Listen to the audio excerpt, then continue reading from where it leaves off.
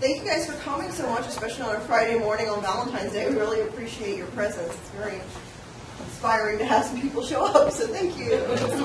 Well, you got a lot of competition on Friday mornings. It's like, yeah, there's a lot of stuff going on. Okay.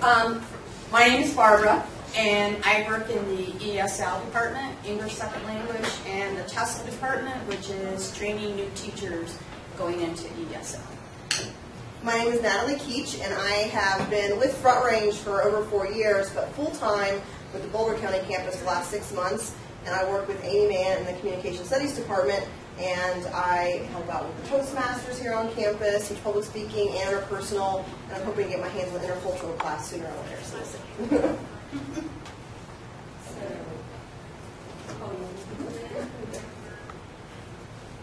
All right, so we're actually going to begin with a little exercise, a little simulation to try and put you in the mindset that our ESL or ELL students have to go through. So what we're going to do is you'll find some notebook paper in front of you. You'll need a pencil or a pen. We do ask that you take handwritten notes and not use a tablet or laptop. I don't think any of us have those anyways. Now here's what I'm going to ask you to do. Take that pen from your dominant hand and put it in your non-dominant hand for me. So if you're a righty, then we're going to use our left hand. If we're a southpaw, then we're going to use our right hand, okay? So put it in your non-dominant hand. So you're going to take the handwritten notes. I'm going to go through a mini lecture which will cover some of the terms that are important to this area of discussion. And I am going to go a bit fast. Your challenge to try to take as many notes as you can and to stay as focused for as long as you can. And then at the end, I'll ask you some follow-up questions. Okay? Before we begin talking about second language acquisition and content instruction for ESL students, it is crucial that we have a common understanding of some of these important terms. I'll begin by giving you a definition for 5 terms. The first 2 terms are acronyms coined by Jim Cummins. Number 1, BICS, B-I-C-S, Basic Interpersonal Communication Skills.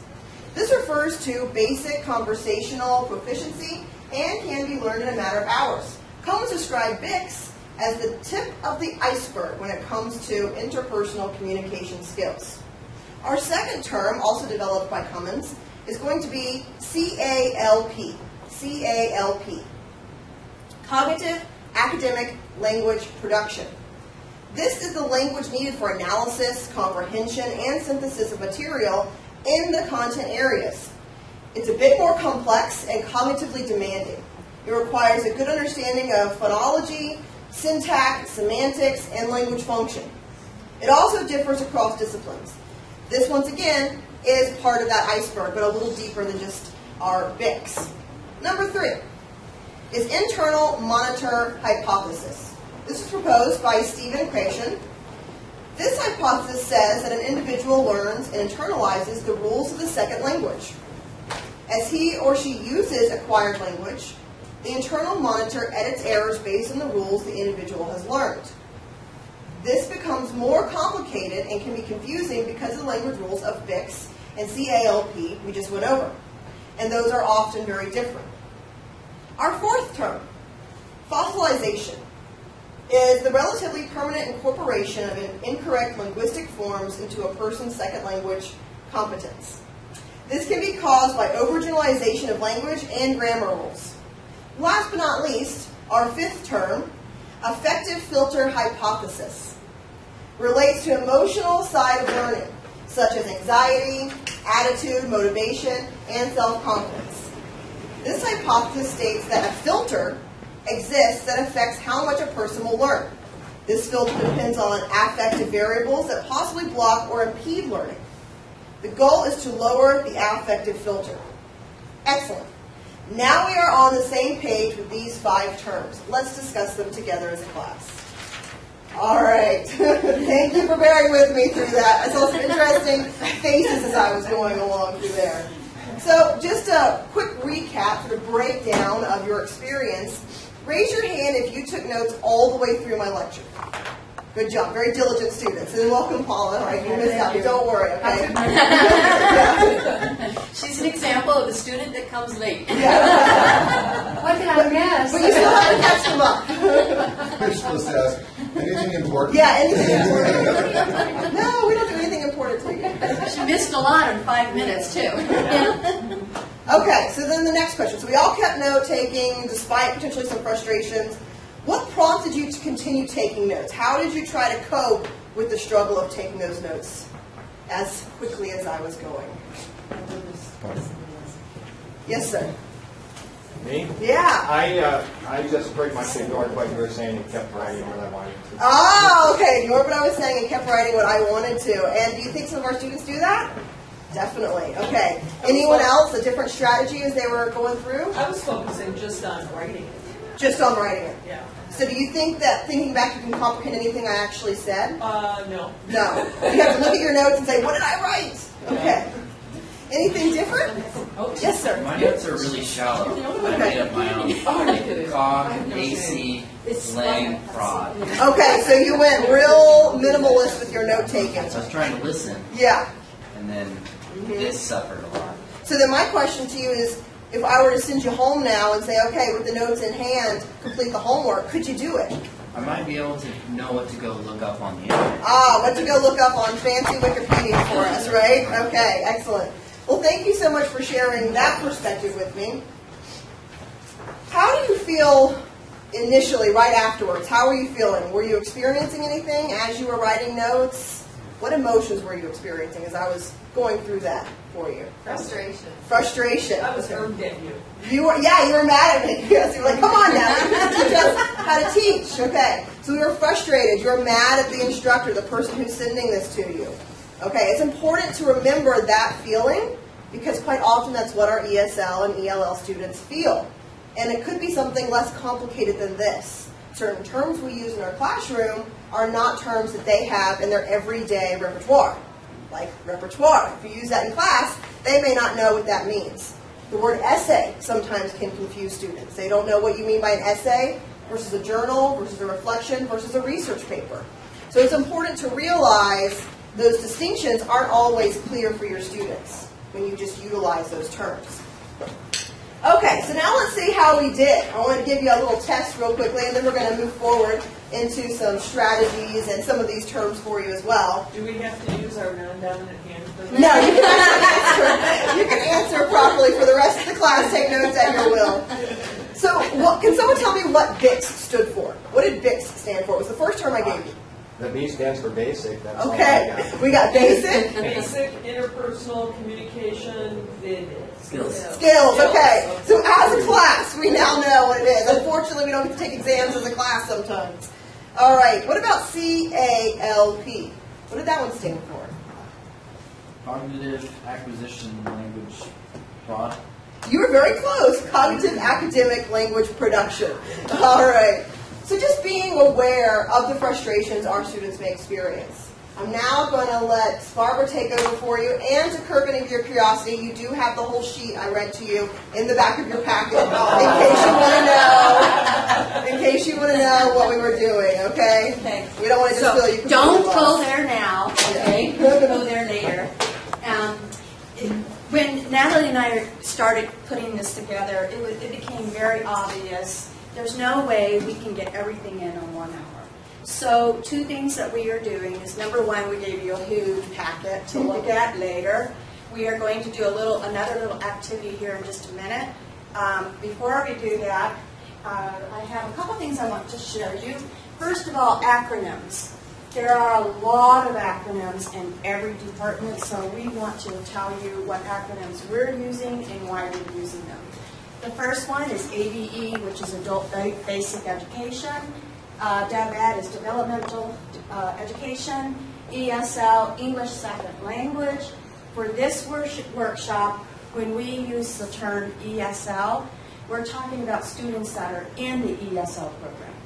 The next one, ELL, English Language Learners. These are students that are not in the ESL program. And to be honest with you, they're the same. It's just they're in 2 different programs. And a lot of people get those 2 confused. So for this workshop, we use ELL for English Language Learners, not in the ESL program.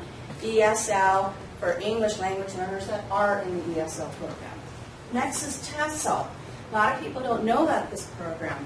This is a program we actually have on our campus which teaches teachers how to teach second language learners. And they go out and to the community and actually teach ESL students all the way from basic life skills to college level skills. Okay? So those are the acronyms that we're going to use. Before we go any further, we have a little video. We have a little production that we have put on for you, so hopefully you enjoy it. Don't make fun of our acting chops, okay?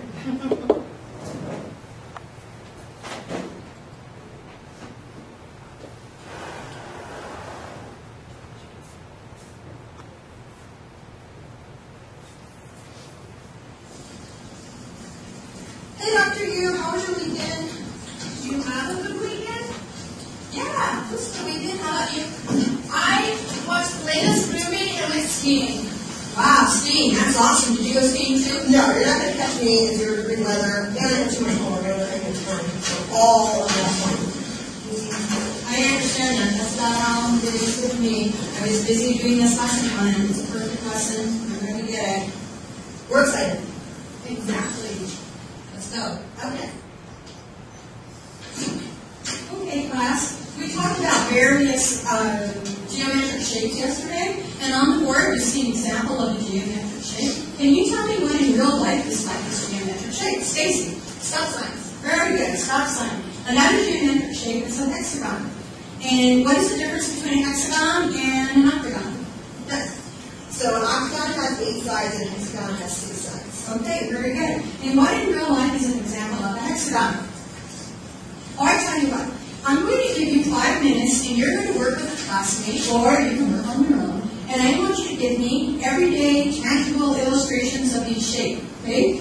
And you're only get 5 minutes. Identify the shape and give me a tangible illustration of that shape. Okay? Go ahead. 5 minutes.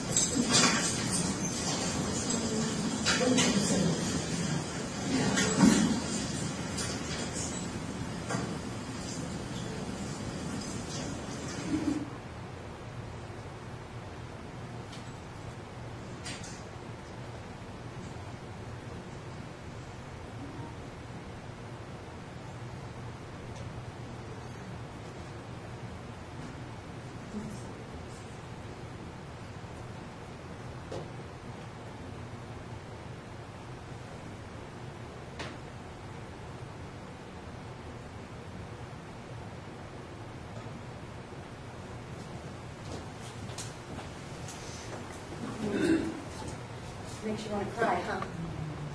That's fine. Oh, Yeah. Yeah. And the sad thing is, later on, I pulled me aside and she said, this is happening.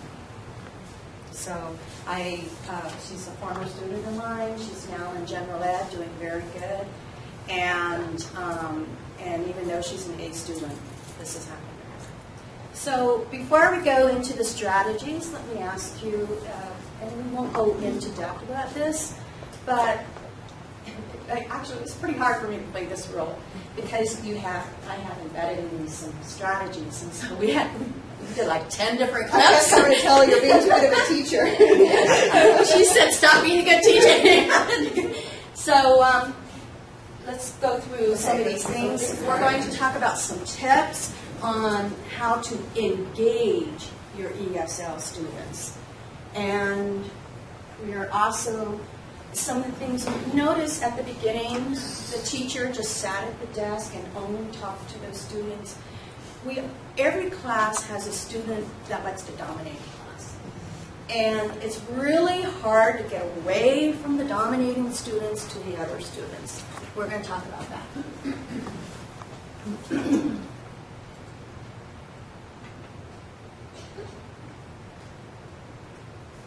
So one of the things that happens a lot, and I'll be honest with you, it even happens with me in my ESL class. It's really hard to get all your students to speak up because of those dominating students, and some of them, their accent is so thick, I have no clue what this student said. Now, I'm going to tell you something about me on a personal level. I have a hearing impairment, so I wear hearing aids. A lot of people don't know that. And so I have to tell my students right up front, and it's to my advantage, because when the student is very soft-spoken, I can't hear them. It's true, I can't hear them, but I ask, could you please repeat that so that student, whatever the person's name, Joe, can hear you. Hey, Joe, did you hear what Anna said? Encourage students to speak up. We're going to talk about strategies to do that. Don't speak too fast. And in our society, we are in such a hurry to do things. And unfortunately, we have this much information to teach in this much time. Don't speak too fast. We're going to talk more about that too. It's one of my personal challenges. I talk very fast. Same here. And giving students time. And we'll talk about strategies on how to do that.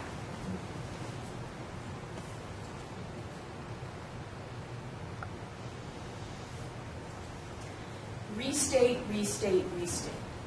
And we'll talk about strategies on how to do that. If you notice in the clip, she said illustrations and tangible twice the exact same way. That doesn't help students who may not understand. Okay? So, let's look at your handout. Some of this we're not going to go over right now, but again, it's stuff for you to read later. First is background. And folks, this is a huge issue in our society. You cannot ignore it. And so this background information gives you a little bit of knowledge of what's going on in our community. Go to the next page, page 2. We're going to look at this in just a minute, but on page 2 and page 3 are some strategies on how to work with your student.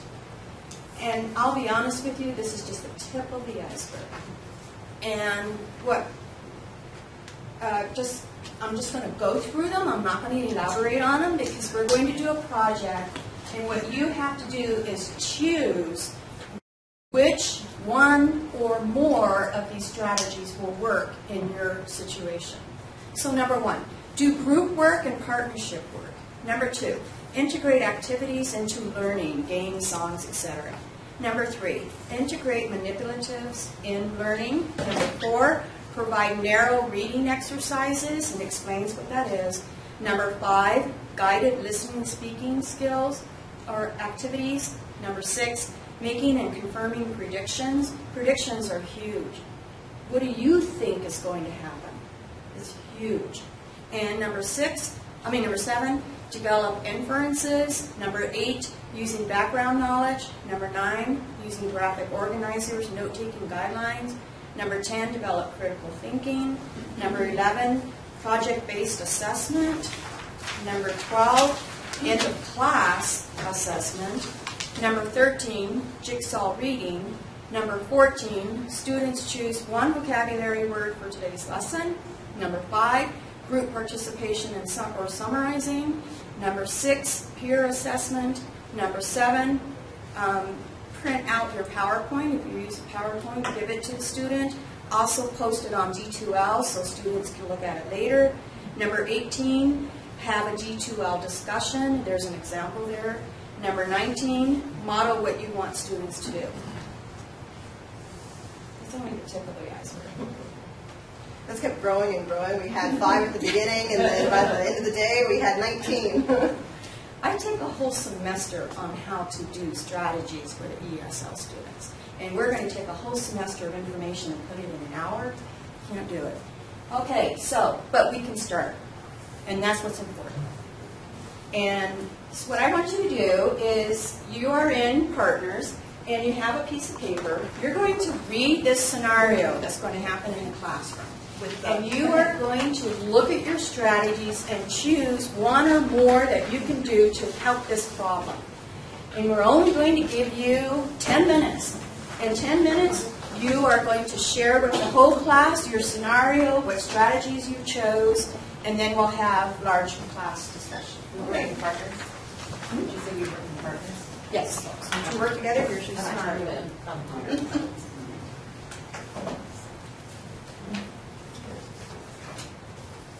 anybody else need these, or these are also around? Oh, well, they're all separate. Every group has different Yeah. scenarios. They're all the same. They're all the same? All the same? Well, each will have one scenario, they'll have a slightly separate scenario. Oh, Yeah. okay. Each color paper is So we can go ahead and read them ourselves. All right, yeah. So this definitely plays. Yes. Oh, yeah, me too. Espanol.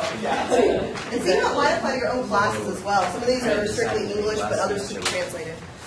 The student was from Mexico. Tried some classroom flipping in the last part of the semester, and evaluation. She wrote that maybe in class that she stopped learning. But it's not Because I wasn't paying much anymore. well, what I remember is doing a situation like this, is definitely modeling, like, you know, it's an error in class, and then kids here, I think I would have assignments that brought in background. Now, like the students and have them maybe write about the family history and present it to the class, so they would feel like at some point, or heard, Yes. Maybe, but maybe I would add doing something together in a group. So if there was that common error, and one thing I did want to do is, and it would primarily be ESL students. I would say, Is that still taping? Maybe number 6. Hold this up to the camera. If they're working on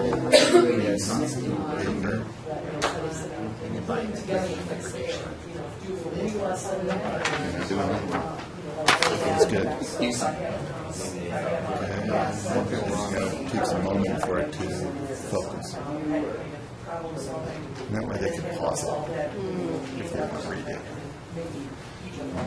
Another one. Did we already do this one? Oh, was it that one? Yeah. Sorry, We did. blue one. They're going to love this recording. You're like, what's going on? A little bit this way. There you go. You're going to edit it, right? so what are you going to say? I'm going to have my face going all that close to it. Oh, we got it. Thank you.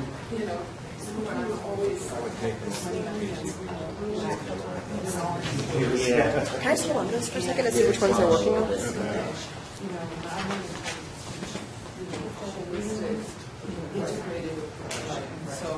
Two others, Spencer, that we didn't get to, one goes up there too.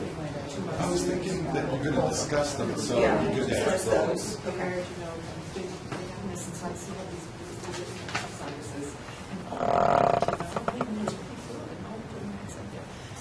We're over here, guys. Any questions about what the strategies are themselves? Because some of these may be unfamiliar.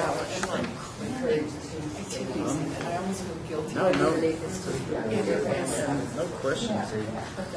There are some good ones though, and this happened to me. Did it? Last semester. Got it in my email. Yeah. So, it's interesting trying to think, oh, what could I have been doing? Well, and the interesting thing about evals, I'll get, we do lots of group work presentation class, so I'll get a lot saying, oh, I love the group work, and then you always get a handful that say, I don't like group work, I don't know why we do it. And that's a cultural thing sometimes. A lot of students who are from different cultures, they expect the teachers in their culture to just, here's the information, take it home and do it. Will. And so they're not expecting collaboration. So it's a cultural issue sometimes. So were they were doing the exercises well, but they Yeah, it's not hands-on. And so it was kind of all the mental, and That's good how you can use predictions of that, background knowledge on their culture, excellent. You can't like single them out and say, okay, I'm doing individual.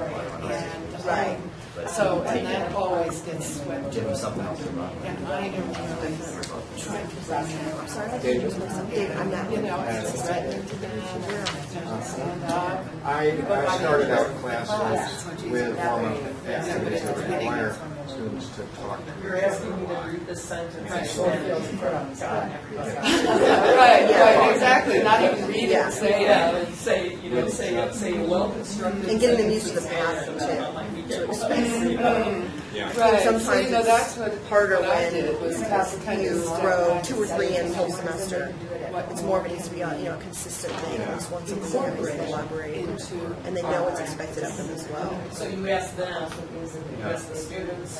Oh, and then I tell them. I give them, my directed feedback. But also, I tell them my experience. One thing I do that's on here on is I have just a little. So, for instance, if they were working on this, say it's a scenario on how do you solve this conflict or something, I'll have them actually turn them in, and they're worth in-class participation points, so they can earn up to 5 points that day. It's not just physically being there; the students will physically show up, but they're not always. Well, as far as these, so I let them know you need to take your own personal notes. I want to know that everything you do is not just relying on your 2 group members. And that tends to prompt them. I get a grade for this? Unfortunately, grading sometimes tends to be the carrot. Pointing out another place. All right, well, great, guys. Thank you. Nice meeting you. And then, and I don't know what it fits into, but then also seeing the potential for their lives. Well, I was looking at Any questions, Mark? No? All right, great. I think ultimately, I think you're doing all these pictures and all these diagrams. Oh, cool. I think that's what you're doing. the group work is a little too fluffy. These exercises that everybody got everybody, but then when you actually see the presentation, there were lots of errors. Why did it happen? One more minute. Prepare a question. Maybe we should write this and try it again. And so what comes out for me, though, in a teacher in that situation is how am I going to get through the whole curriculum and then allow this? Because, as I started teaching, when I came to Front Range, which was 2007, it was like, What do you very guys oriented and It's the whole see one, do one, teach one. fine. Well, I was just Lift it up. because I'm trying to do so many other Teaching someone else. that it's hard to get through all You have lots of writing. but that's important. So Yes, great. You're doing a good I'm job. like, Right on target. I'm failure. I'm not getting through this, and then also letting go of control and how to hand it to them. So then you may really be. So that it really gets done. And so that's what came up for me. It's like, here I've been jumping up and down, and I do, literally.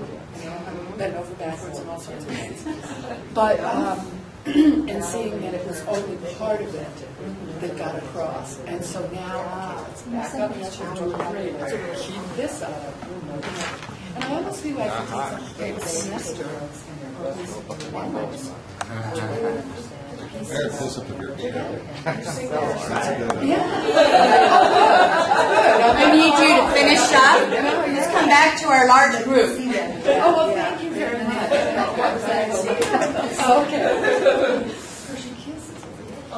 Okay, what we're going to do is each group is going to share what your scenario is, what kind of strategies you have. Now, all of us could spend all day sharing testimonies about what has happened in our classroom. So what we're going to do is we're going to put a time limit on what we're doing. Each group, and you only have 3 minutes to present to the class what you have decided. Okay?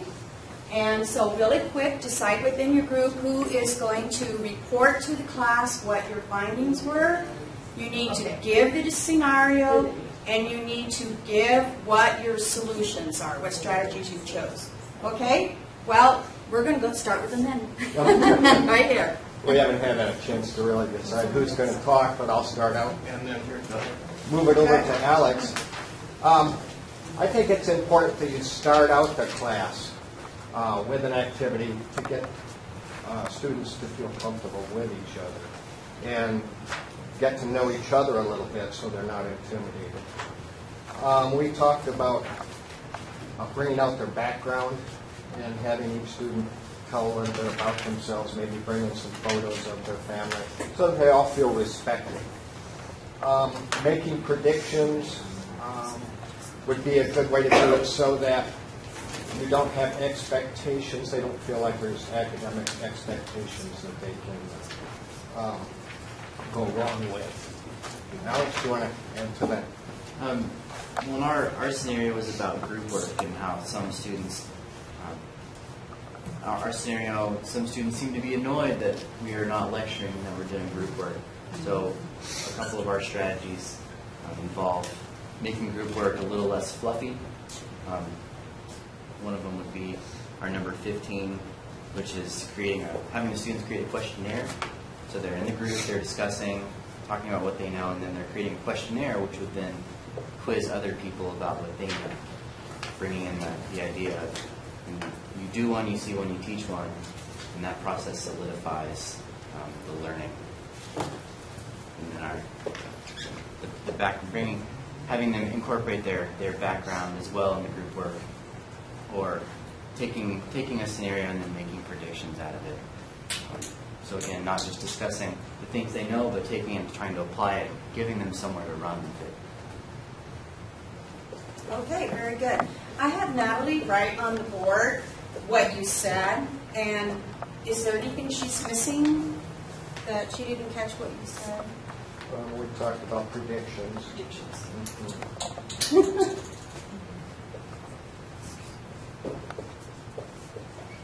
Something I find interesting about predictions in my own classes is I teach 3 separate sections of the same class, and I can have the same activity. It goes amazingly in one class and just deplorably in another. And it's important, I think, to learn from those, learn the personality of your students, what's engaging to them, what are their interests, and try to, even though it's more work for us, gear that group work towards that specific group of students. So I no longer have one I use for every single class. I have, once I get to know them, I'll slightly develop different scenarios or different challenges or a totally different activity for that class because I know they're not going to like the other one or they're not going to get the other one. So that's one thing that I try to do with the predictions myself. Okay, anything else? We talked about maybe even talking about the culture of the class and how in this classroom group work will be a regular activity, and maybe have them talk about what their past has been like in classrooms that were just mainly lecture. That's good, so they can see a comparison between what you're providing them and maybe what they've experienced in the past. Thank you. Excellent. Good points. Wow, we had a lot. For one scenario, we had a lot of points. Okay? All right, let's go to purple. We have a mid-semester where we're noticing that some students aren't making progress. They tend to be withdrawn from the class. They don't make contact. They don't answer questions. They sit in the back, rarely speak up, and appear to be bored. Okay, before you go any further, did you understand what she said? Some of it. Okay. Okay, can you turn and face him so that you want to make sure everybody understands the scenario? All right. Okay?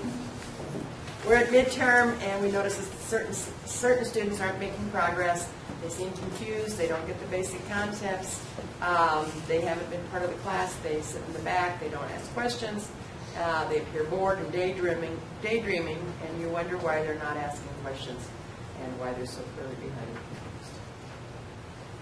So one of the things I would do right off the bat would be to try to take the student aside and see if I could find some time to talk with them one-on-one and just come up with some kind of a plan to help them, which was not one of the strategies. But I think if the student's that far behind and not getting concepts and all that, it should be one-on-one teacher interaction. We talked about some strategies of like changing the seating, like putting people in a circle or U-shaped, so that the people in the back aren't always the ones. I like to walk back and forth. That helps a lot.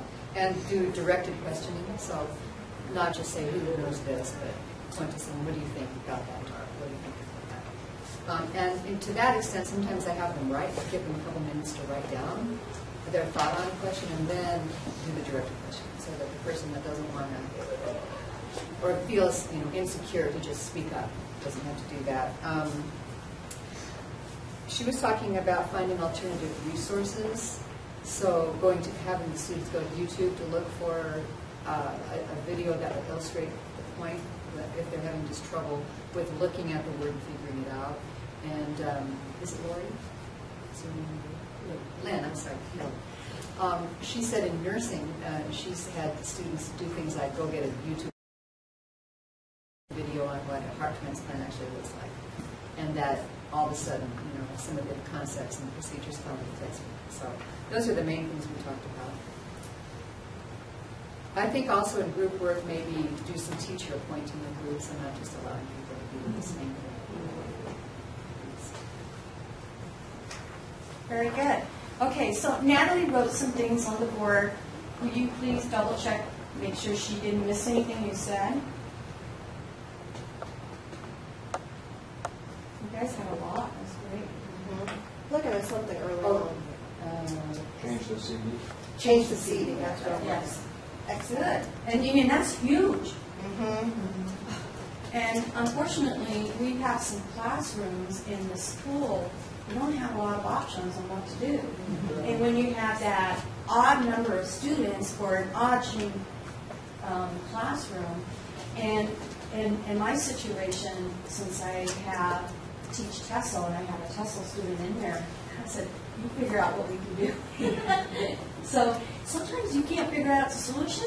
Ask your students, what can we do to make the seating arrangement work? Turn over the responsibility to them. That's great. Kathy and I were just kind of looking at each other because we always teach with computers. So, Yeah, those maybe are just- challenges. When it's time for discussion, maybe move everybody out in the aisles or something. Especially the students way in the back on the computers. So, and those rooms are very challenging to me as a teacher. Okay. All right. That wraps it up. Last group. Let's go to the golden group. Okay, we're the golden girls. Okay, this really speaks to Sarah and me because we're English teachers.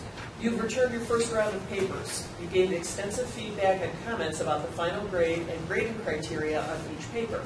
Now as you grade the second paper of the semester, you are surprised at how some of your students are making the exact same mistakes you clearly corrected for them in the graded first paper's feedback. You wonder how these students can make the same errors when you provided thorough feedback to them. That's probably English teacher problem number one all the time. This hits home then. Yeah, it does. And what we came up with were, first of all, developing critical thinking,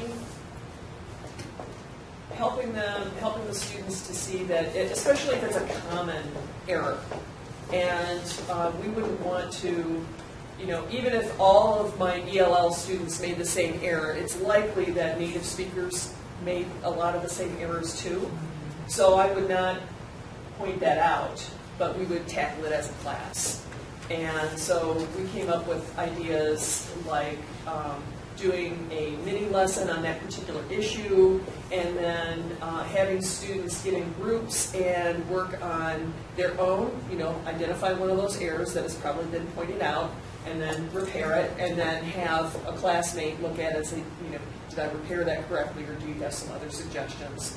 And that works really well in English because in composition, because there are so many different ways you can rearrange sentence structure. Another thing is modeling what you want students to do. So especially with grammar, punctuation, those are kinds of analytical things that you can show them how you analyze something. I have this sentence. I'm not sure if it's one sentence or two sentences that I can combine. What can I do to analyze it, to break that down, and so model that problem-solving process. And then also using background knowledge, because we have a Spanish teacher here who has students who do really well on the technical work, the worksheets, the homework, and things like that, but when she has them do a project where they have to present something, they kind of fall on their faces, and so... But they all did. Yeah, they all did.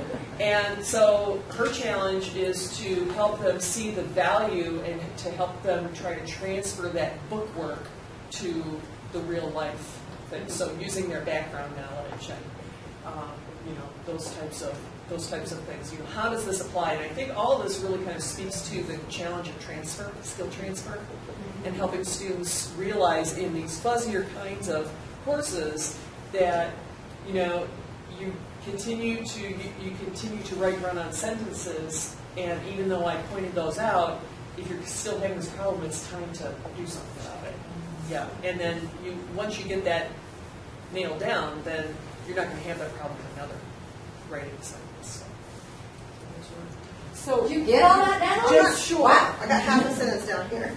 I just wanted to Transfer of learning. to say, along with what Kathy said, that it's a matter of developing various skills that ultimately have to be used simultaneously. Absolutely. However, when you're starting it, it's like, okay, we're going to work on this. That's not the way I thought of it. I was always thinking about it. We're doing all this simultaneously. But what I saw was, we're really getting this aspect, and now, keep that one going. We need to cultivate this. And so giving them strategies for that in my special formula. Yeah, one of the things that I found that I think helps, because I have a number of ESL, ELL students, especially in my studio classes, is, and this helps with all of the students, but I'm always harping on transfer, and I always give them the why. So, I spend a lot of time explaining the why and the wherefore and where this works elsewhere and stuff like that, and I think that helps them position it and see the logic behind it. Even if they don't understand every single word that I said, they say, okay, Kathy's talking about why this is important. I need to listen. Hey, great ideas, you guys. Yes, good job. Thank you. Fill up the And whole we board. managed to get that in just in less than half an hour. Yeah. Woo! Okay, so now here's the truth. You thought that you were working on the strategy thing, but actually what you were the students. And I was making notes at what you were doing, which is the same of what our students do. And Natalie didn't even realize it. She was a student. So, Writing on the board. right. It's really hard for us to be able to do everything we need to do, use your students. And especially in my situation, and I can't hear what the students are saying, I choose key students in my class to write on the board. Now, I would not have one student do everything. I would break it up. I'd say, okay, you report for parents. 3 different students would have been up here. But for today's purpose, I had Natalie do everything. And did you notice at the end, I said, was there anything that Natalie forgot? And not only did other members help, you're reinforcing what was said, but the team, as you started seeing things, remember, even though it's not on your paper, something else to add to it. So you're developing further. So I have a whole page of things you guys demonstrated that our students do. So let me share it with you. I'm going to go pretty fast. First of all, we started right off at the beginning. Confusion about directions. And sometimes your students won't ask. So you need to be sure and clarify that they understand directions. Number 2, did you notice that immediately when you got into your group, you started introducing each other? You said your name, where you teach, blah, blah, blah. Students do the same thing. They need to get to know one another. And this is an easy, quick way to allow it. And you need to control the groups. Did you notice when you came in, you took a colored stick, and I said that's where you sit. You could not control where you sat. The reason for that is your students should be rotating. If they sit with the same student all the time in the same location, then they really don't, number one, they don't get to know all the classmates. And if you have your best friend that you sit with, either you start talking about something else, a date last night or whatever, and you don't stay on task and focus. And then the other thing is, you already know what your friend's going to say. You get the whole thing done in 1 minute and you move on off task. Rotate. Get your students rotated. And so I do this. I put colored papers out. They come in, they pick a stick, they go where the colored paper is. They have no idea where they're going to go. So control. Have your students introduce each other. Let your students control the class. I really like the color paper idea. I'm actually going to steal that from Barker and use it in my upcoming comm classes where I'm struggling with the same group of guys sitting together, the same group of girls sitting together. They never interact, so I'm going to force some seat changing. And we noticed that in the video, too. my best friend was sitting next to me, right, when I was acting in there, and the two guys, they got together. It was just automatic. It was a pattern of behavior. It's our job to break that up. Excellent. So you brought that up. I'm going to elaborate on that. In the video, we saw the teacher sitting down. In front of her were two girls. Then there were two guys, and then Anna in the back. Now, Anna was obviously the ESL student because we focused on her. Now, there was one other student in that group that was in the ESL class. Can you guess who it was? Can we see the video again? I could bring up the... This is huge. I want you to see this because we have stereotypes. Mm-hmm. Yeah, right away. Okay? And even the ESL students have stereotypes. And I asked because, I'll tell you They after. want to listen to the I'll tell you, it wasn't Vincent because he's my student. Yeah. I know. You'll be surprised, Kathy. Yeah, this is really good. How about you? I watched the latest movie and went skiing. Wow, skiing. That's awesome. Did you go skiing too? No, you're not going to catch me if you're a mother. You don't have too much more. You're going to make it fun. All of that. Hey, who's the other ESL student? No, let me rephrase that. Who is the other student that was in the ESL class? They went through the program. I'd say the other Anglo girl. You say who? The Anglo girl besides Natalie. My best friend. The best friend. You're right.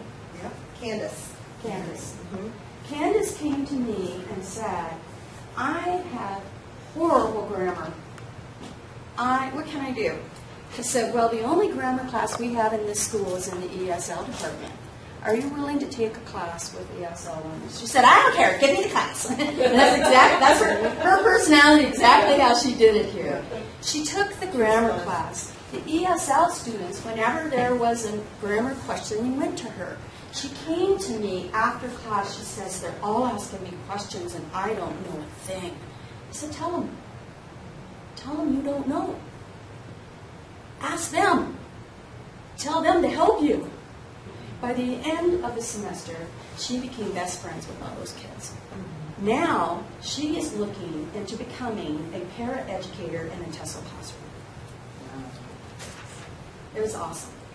I think that her telling them she doesn't know helps them reinforce they're not alone. That lots of us, lots of our English-speaking students struggle with the same things. They're just not willing to ask either. So we seem to think it's just one group of students, but I think a lot of students struggle with the same challenges. So when someone on campus comes to me asking for strategies that I teach in my class, I invite them to my class, whether they're ESL or not. I had a 40-year-old man in my class yesterday. He's trying to develop speed reading strategies. Hasn't been in school for a while. We didn't have appropriate workshops for him. And I said, hey, if you want to come in my class, just observe, then you'll see what you need to do. I'll give you stuff. You can teach yourself. He said, okay, well, I'll come in. This is after being shuffled around this school for 3 weeks. So he comes in, sits down. All the ESL students come in. Of course, they're looking at him, going, what is he doing here? And we proceed. We started off with review and predictions. I had the students tell me, what do you know? What is it we look for when we read? And their start, main idea, primary support, secondary support, conclusion, blah, blah, blah, blah, blah. So I went to, I'm going to call a guy Sam. I went to Sam. I said, so Sam, does this make sense to you? Do you know this? He says, I don't have a clue. I never learned this stuff. Of course, what did my ESL students do? Because his age, he's wise, he's born and bred in America. So we went on, and I did an exercise. And that's the next thing I'm going to tell you. If you use something like highlighters in your class, which I use a lot, at the very beginning, you need to model what you want your students to do. And when you model, have everybody use the same color. So in my situation, I have them model the topic sentence or thesis statement in pink, primary support in blue, secondary support in yellow, conclusion in green. And the reason is, when they get like this and they start comparing answers, and if they have different colors, they get confused. If they're the same color, everybody's the same color, and they notice something's off, it generates conversation. Wait a minute, that's not the primary support, this is the primary support. And they see it immediately because it's highlighted. Well, this Sam, when he came in, he said, I'm just going to sit here, I'm going to watch and observe. 5 minutes into the class, he's taking notes. And I also gave him a copy of what I was doing with the students so he could follow along. He starts participating. And I do a lot of group work. Next thing you know, he's in the group, and they're telling him what to do. It was awesome. At the end of class, he came back, he said, can I come back? And I said, we'll talk. So, anyways, do not have stereotypes. Who are the students in your class that are struggling? These strategies that we teach can help all the students, not just the ESL students. But it is essential for ESL students. And did you notice that I gave you the directions, told you what to do. Some of you sat down immediately and you read. Others start introducing yourself. We had a difference of learning styles. Okay? And what's really good is in your group when you have that difference of learning styles. Because the visual person will say, yeah, but look here. And the verbal person says, well, in my experience, okay? And you want that. You want them to be able to learn in all modes. Verbally, visually, kinesthetically, even if that's not their strong mode. Now, I was walking around. And I was checking for understanding where you want to ask. Did you understand it? And assess, assess, assess. As I was sitting with some of my students and asking certain things, what was funny was these 4 students that were in this video, they told me, because I was sitting at the desk and not walking around, I said, I've had teachers like that. I just didn't say a word. What can I say? You know, I don't want to back-tongue the teacher, but there's some things that, to me, are just obvious.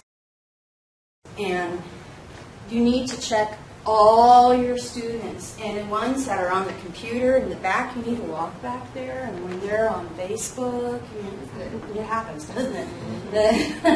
It is a challenge.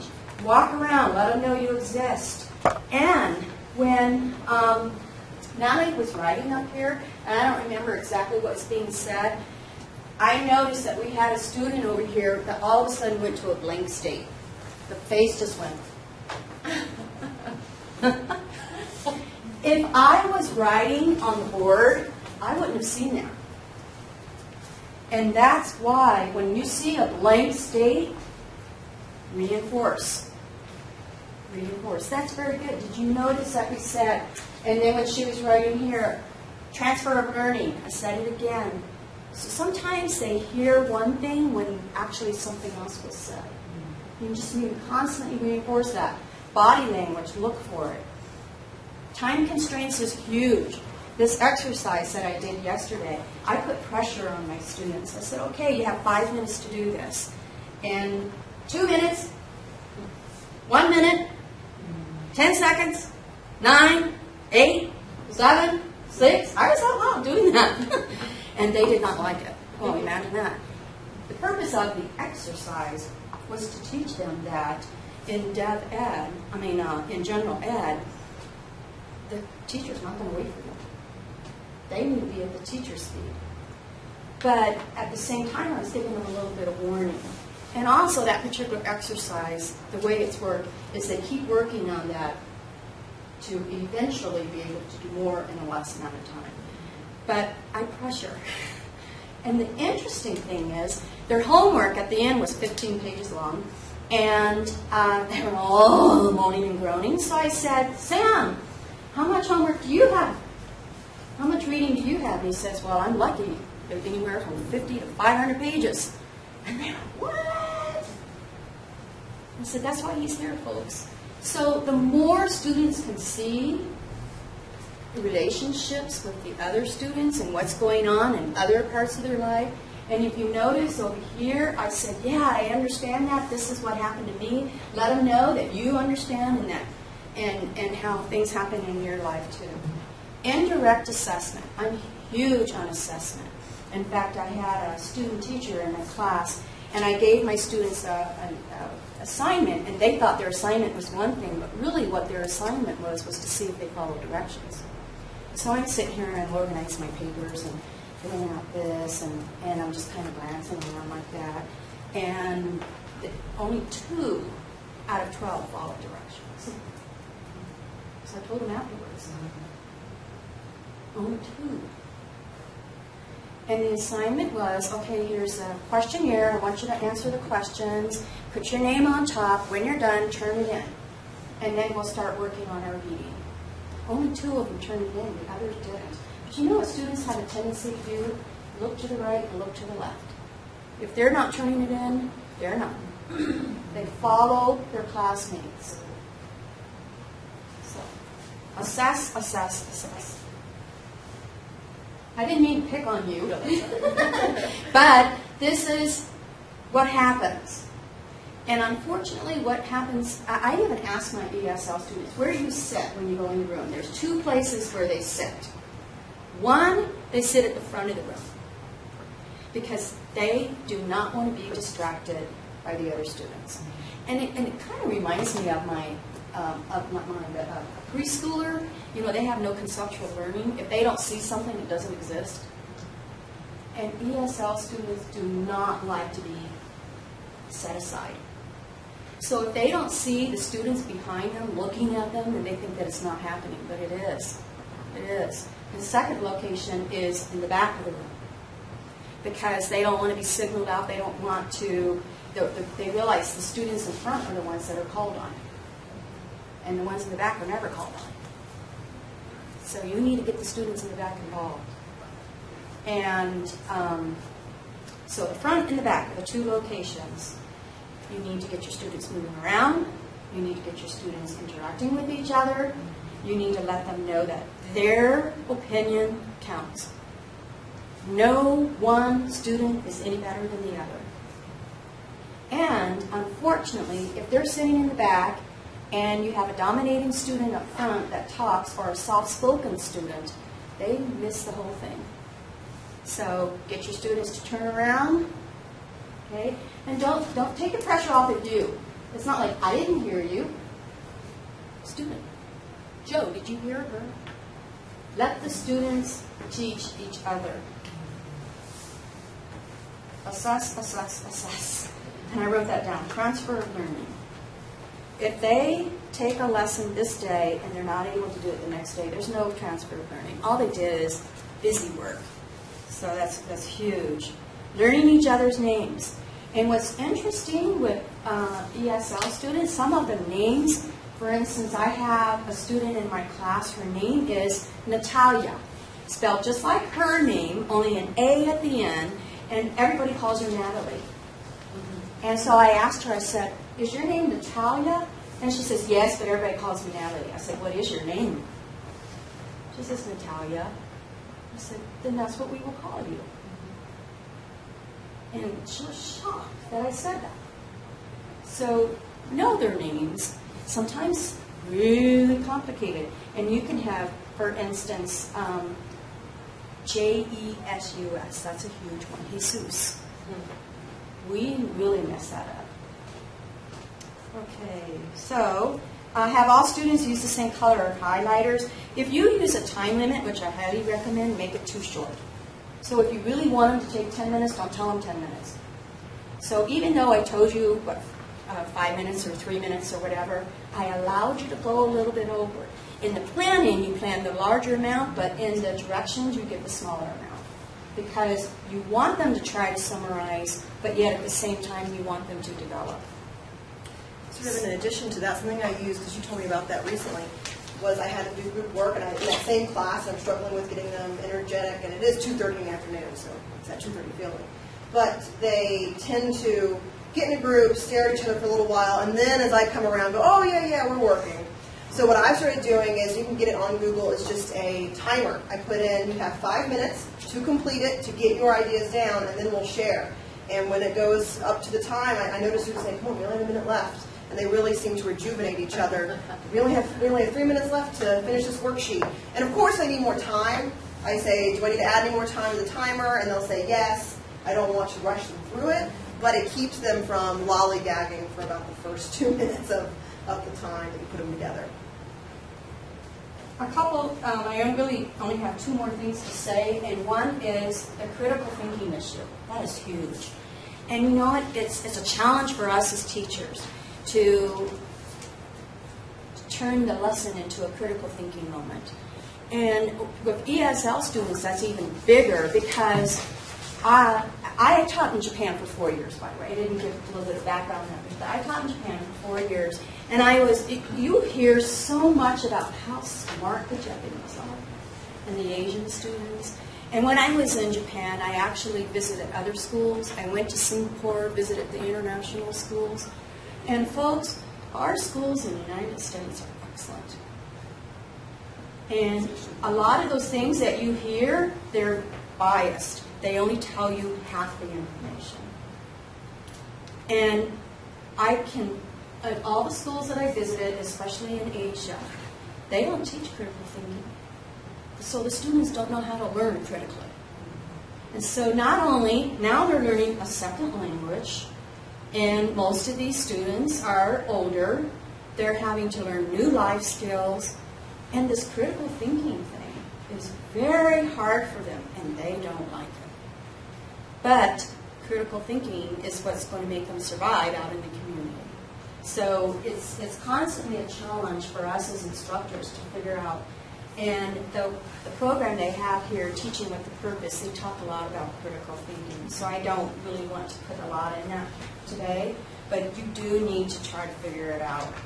And then the other thing that I wanted to note on, when I was coming around to your group, did you notice that I got down? Oh, sorry. And I got on your level. And students need to understand that the teacher's not the big bad wolf. And we're here to help them. We are just like them. We have the same situations. And so just let them know you're there to help us. Okay. One of the things that I do in our studio class, the students are in English 121, and then the studio students who are in that group go to the studio class right after that. And I never stand up in that class. I'm never behind the desk. I take a chair and I just sit in the middle of the room, and I literally roll around to them, and they love it. And plus, part of the reason is it's designed to be a small class, and we tell them right at the beginning, we don't want you. You can't hide. We're going to be working together, and you can't hide. That's the implicit message as well. And the students love it because they can just say, yo, Kathy, and I'll just roll over there. Hi, But then I can go around and do that constant assessment and checking for understanding and all those things. And after a while, the students, you can see their fear level go down. And then they're much more likely to ask questions because I am never the lecturer. And I think you can balance it. It's hard to have a classroom, like that's a really wonderful, unique situation you're in. I'd like to experience that myself. But for my COM 125 classes, which is interpersonal communication, I do have to lecture. We have discussion-based things. I break them into small groups. And what I'll do, and something that I did over here, when there's a chair available, I sit right down with them. And I bring a worksheet and I work with them, especially if it's a quieter group. And I'll ask direct questions or something. Well, what do you think of this particular answer? Have you experienced this in your life in some way? And I may ask questions that aren't even on the worksheet, just to get them thinking. But I sit down with them and I may share my story with that small cluster of students. Instead of the whole class, they feel like they're learning a little more about Natalie that, because I joined their group, they got to listen. But I try to hit every single group as well. Some groups have it. Some groups you can tell really struggle, so I usually go and I'll sit with them and actually engage in the work with them as well, which helps. All the elements of teaching you need. if you're taking away the lecture time, then you've got to wonder, is this a teaching method? But you got to have the lecture, you got to have the homework, but the other things in between is what you need to change, and it depends on the lesson. Different strategies for different lessons, as we saw right here. And some strategies work for more than one time. And sometimes you'll teach a lesson and it's obvious the class didn't get it. And you have to teach it again. And this time you're going to use it in a different manner. You're going to try a different strategy, reteach that. And that has happened to me a lot. And a lot of that depends, like we said earlier, the class. What works with one class won't work with another. And there was a time when I was teaching the same thing with 3 classes, one after the other, and I couldn't, if I did it the same thing, it didn't work. I had to change it depending upon the class. I'm going to go over this. Oh, before I do this, I want to tell you something about this whole thing that developed. Natalie and I have never worked together. In fact, I knew her name, and I knew she was over there, where her office was, and I'm a part-time instructor, and I don't even know, did you know my name? Yeah. Because this was your first And you semester. Barbara, I didn't know what your last name was. Oh, okay. And so I don't even have an office. And so we really didn't know each other, and then in this whole process, we become like buddies. And then we're saying, oh, we should, and she's in communication, and she says, this would work great with my conference. I said, well, this would work great with PAPA. And when you want to come with me? And now, we're partners.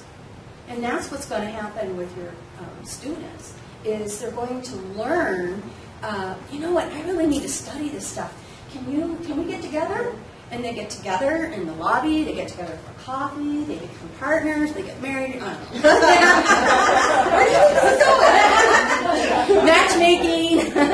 But, and it's just really neat to see the relationship that the students develop. And they go on, they go to other classes, they start sharing, well, what class are you taking, how's it going? So the things they learn in the classroom stays with them forever. I'm going to go through this really quick. And so I already told you about on page 1, the little background information. Page 2 and 3 are some of the strategies we discussed, and we actually got into a few others. Go to page 4, and here are some extra things that I added. Notice project-based assessment ideas. We didn't even talk about that today. And it's so easy just to give a multiple choice test and use the Scantron. I'm going to be honest with you folks, that doesn't really assess true learning, and it doesn't show transfer of learning. Where project-based allows the student to take control of their own learning. And there's different ideas for project-based learning. Group selection methods, use the Starbucks sticks, have the students sit according to their birth rate, and that alone generates conversation. You're the oldest kid, how many brothers and sisters do you have? I have 6. Oh, I thought 3 was bad. And then just little methods like that. Sit according to your birthday, the December month. When's your birthday? December 25th. Oh, well, mine's 24th. That's the pits, isn't it? So that helps. Also, and I didn't talk about this, if you do use group work, that's in itself not enough, especially if it's a big project. You need to assign jobs in the group, because otherwise the dominating student will control the group. So there's 4 jobs. I do not recommend groups with more than 4. It's just, it takes too long. You don't get the objective of the group. So the 4 jobs are facilitator. The facilitator makes sure that everybody takes part in the conversation. Recorder writes down notes.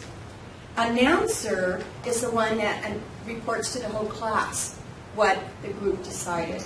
Timekeeper is the one that watches the clock and says, we only have 1 minute, 10, 9. And it's so funny because you start seeing students model what you do, and the timekeeper starts doing that 10, 9, 8. So give everybody a job, and that job should rotate. And you can decide whether you want to rotate the jobs, and you say, okay, you're this, you're this, you're this, you're this, or the students within themselves choose. Next is, I got this from Colorado Ed Department, and it's just a framework for deciding on project work. Next one, this one's huge. I like this idea. And so you can take this, cut it in half. When students come to your class, they get one of these at the end of class, they turn it in, and it's an easy way for you to see, did they learn what it is you wanted them to learn that day? If it's blank, And if one student had trouble again and again and again, that student needs help. If the whole class didn't get it, you need to reteach. So that's help. And this Cornell note-taking method, it's 2 parts. This is an example of how to use it. This is a blank one. I highly recommend that you put this on your D2L site. Students can print this blank copy off, and it teaches them how to take notes. A lot of our students don't know how to take notes. And what happens with a lot of ESL students is they take down too much information. And like that project that you did at the beginning, I noticed, it was fun watching you. Some of them, you weren't even watching her. You were just writing away. Looking at me. You didn't know what to do. Next page. I just thought maybe you'd like to know what we do in the ESL department. We basically have 4 components, and we have, and how can the ESL department help your students? And the best resource for a student is their teacher.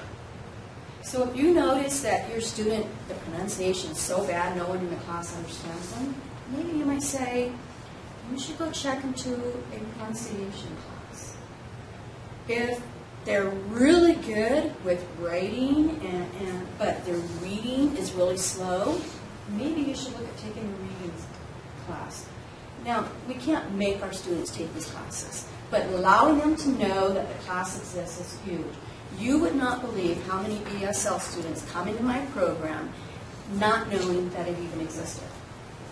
And how many students have been in general ed, flunked out, and someone told them, check out ESL. And they said, if I had known that, I would have taken it first. We have a very sensitive thing in our society in that we do not want to racially profile. And we feel by saying you need to take an ESL class, we are racially profiling. And unfortunately, my ESL students don't feel that way. What they want is they want to be set up for success. They want to know what are their options. They want to know what is available for me. And we do not. I'm sorry, folks, it's the truth. I have been at this campus for 6 years. I hear it every semester. So, how do we get to know that, get that information out? It's a challenge. We have tried so many methods. But the 2 methods that are the best method, number 1 is the teachers. Number 2, the students. Networking. So, there's the information. If you want more, I'll give it to you later. Next page. That is what Natalie did, that whole lecture there. If you want to know what I was actually talking about, you can read it. Now, I just went ahead and provided you the notes. You don't have to try and reread your left hand or right hand written notes. So, some teachers came to us and said, we can't attend the workshop. Can you videotape it so we can see it? That's why we did the movie. So we're now actresses. And thank you very much for coming. This is a passion of mine. So when I was asked to do this, I was like, you got it. It's just hard squeezing in all the ideas into one session. Do you guys have any questions, concerns, follow-up questions, anything along those lines? We're also available outside of this session as well. Well, thank you very much. So sometimes I encounter ESL students who are at a pretty high level of language proficiency, both in writing and speaking. But then there are certain patterns of error, and I'm an English teacher, so like they're being assessed in many regards on how well they're writing. So do you have suggestions on different ways to approach higher level ESL students who probably don't need, maybe like to be in your class, but are not receiving support aside from maybe the Writing Center and me? Like, is there a different way that I should be approaching or the best and quickest manner, in fact, I put a form up here, is tutoring. Yeah. And in the tutoring department, we have I don't even have that breakdown, an abundance of ESL slots, Yeah. where all the others are very small. And that's because of the high need. And one of our tutors is actually an ESL teacher, so they try to put the students with her first. And another thing is, and this actually happened, is on the form here you can put the class. So let's say that one of my students was in, I think it was a geography class or one of those, and his problem was reading skills. He needed, but what they did was they put, I think it was GIS or something like that on there. They went into tutor and they said, we don't have tutors for GIS. That's not what he needed. He needed ESL reading skills. So even though you put the class here, you need to be very specific of what they need help with, and then they can help them with that. So is it listening, speaking? They don't understand directions. That's a listening issue. Their speech is pretty bad. They need practice conversation. You can put that on there. If their reading comprehension is really low, put that on there. Whatever it is, be specific, and then tutoring can work with that. If we see that 1 hour a week of tutoring is not enough, then they will make recommendations for the next step. Unfortunately, with the tutoring, they do have to have a C or lower, but that's why if you get to them earlier, so if you notice in the first paper we're starting to have mistakes and that has affected their grade in some way, but everything else in the class is going pretty well, if we don't have a solid grade potentially for the students so far, you can put the C and go ahead and send them down there. I was told that by the tutoring area to get them in earlier. But let's say that they don't need a tutor as much because you're saying they're higher level. I read on the survey that we actually sent out to all of the faculty, someone wrote back in, I think it must have been an English person, that what they have them do, if they can speak really clearly and can then speak better than they can even write, have them record their ideas. So how do they want it to sound on the paper? Have them say it out loud, then transcribe it. And that can potentially help them a little bit there also, maybe for that specific student that you're thinking of. That's just one idea. I do want to elaborate on the comment about higher level. I teach the advanced level in ESL. I have had PhD students, masters, I've had doctors, in fact I have a doctor right now, and nurses from other countries. So there's a number of issues with each student. I had a PhD professor who was teaching Arabic, but his English pronunciation was horrible. So the college said, you need to go work on your pronunciation or you're not coming back. He was at George Washington University. He had a cousin that lived here.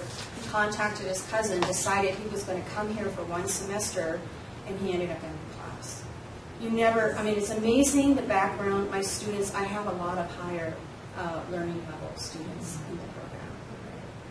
And it'll only benefit them as well to take it. So even if they don't feel like that they need that skill, if they can enter into a more advanced level, some of the things she was talking about, I was like, I'd like to take your class. So, I think that we can all benefit in some way. Good. Any other questions? If you ever have a student and you just don't know how to address it, come see me. We have a couple of people in the department that are excellent with assessment, standardized assessment. That is not my strong point. But I turn to them all the time. I say, can you assess this person and give us, since I have been in the ESL field for years, it's pretty easy for me to identify what they need. And I actually had a student came to me because he didn't score very high and he thought his skill was much higher. In talking with him, I said, and it only didn't even take me 5 minutes, I said, you need to be in the basic level class. He did have problems. And I hate these terms, basic, intermediate, advanced, because out in the community, basic means they can't speak a word of English. So if the student is concerned, or if you are concerned, send them to us, we'll help. And Kathy Gamble is the coordinator for the ESL department. And like I said, I'm not here every day. And so send people to her, and then she usually addresses the issue and gives it to me. That was a good question. I'm glad you asked that. Yeah, thank you for your answer. All right, any other questions or follow-up? Thank you so much for coming. Really appreciate it. Happy Valentine's Day. And if you want to take extra copies of the handouts, and so maybe someone you know couldn't come, or you want to give it to someone in your department, be my guest. I think Kathy had an I just had a real quick announcement. Jamie Gobaker, who's a relatively new instructor here, had her mother suddenly passed away.